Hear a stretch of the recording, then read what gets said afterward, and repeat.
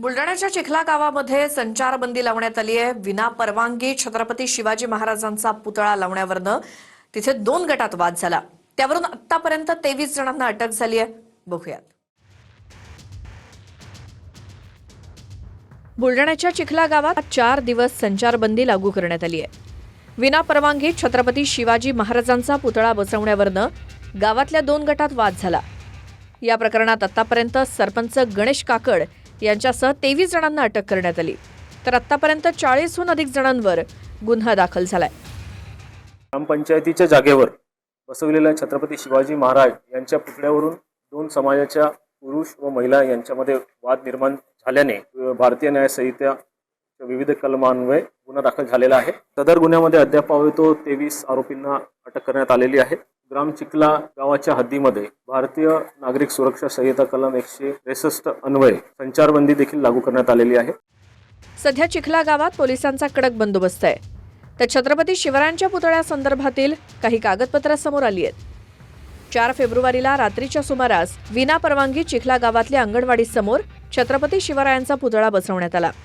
5 फेब्रुवारीला पोलीस प्रशासनानं विना परवानगी बसवलेला पुतळा हटवण्यात यावा असा अहवाल महसूल प्रशासनाला दिला।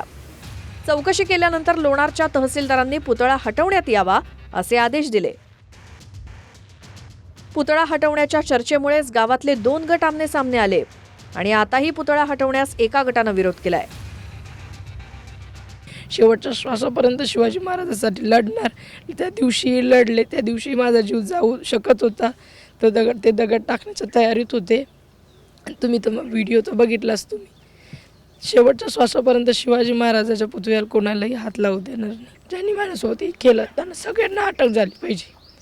तोपर्यंत मी महाराजाच्या स्मारकापासून हलणार नाही। जोपर्यंत सगळे आरोपी अटक होऊन ते ताब्यात घेतल्या जात नाही पोलीस प्रशासनाच्या, तोपर्यंत मी इथून स्मारकापासून उठणार। इकडे बीडच्या गेवराईत देखील विना परवानगी छत्रपती शिवाजी महाराजांचा पुतळा उभारण्यात आला। धुळे सोलापूर महामार्गावर हा पुतळा उभारण्यात आला। अनेक वर्षांपासून शिवप्रेमी आणि स्मारक समितीकडनं महाराजांच्या पुतळ्याची मागणी होत होती, पण परवानगी न मिळाल्यामुळे अखेर विना परवानगीच पुतळा उभारण्यात आला। आता नगरपालिका प्रशासनाकडनं तक्रार देण्यात आली असून गुन्हा दाखल होण्याची शक्यता आहे। तर सोलापुरातल्या बार्शीत शिवजयंतीच्या मिरवणुकीदरम्यान फटाके फोडण्यावरनं 2 गटात वाद झाला। या वादातून एका गटानं बार्शी ग्रामीण रुग्णालयाची तोडफोड केली। दुसऱ्या गटातील महिला आणि युवकांना जबर मारहाण झाली। मारहाणीनंतर संतप्त महिलांनी बार्शी शहर पोलीस ठाण्यात ठिय्या आंदोलन केलं। बार्शी शहर पोलीस ठाण्यात 9 जणांविरोधात गुन्हा दाखल झाला असून 4 आरोपींना अटक झाली। इथे मग आम्ही शॉट पेटवला होता। शॉट पेटवल्यामुळे फेकून दिला, शिवीगाळी केली आणि नंतर 10-15 पोरं अंगावर आले, मारलं।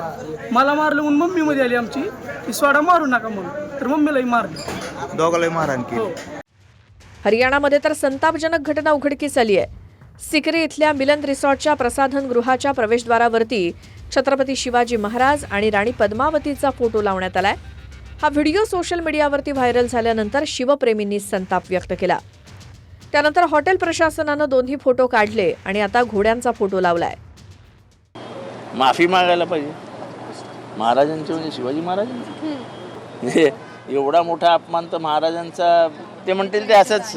महिलेच्या बाजूला राणी पद्मावती आणि पुरुषांच्या इथे महाराजांचं लावण्यात आलं। अशा प्रकारे महाराज त्यांना माफ करा एवढंच म्हणू शकतात, तर काय बोलायचं।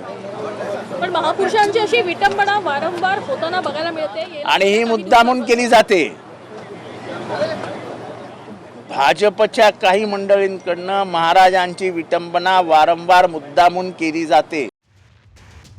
पुरुष आणि महिलांच्या प्रसाधनाची ओळख होण्यासाठी पुरुष आणि महिलांची पोस्टर लावली जातात। मात्र हरियाणातल्या मिलन रिसॉर्टच्या व्यवस्थापकानं महापुरुषांचाच अपमान केला, ज्यावरून कारवाईची मागणी होतीये। Bureau report, TV9 Marathi.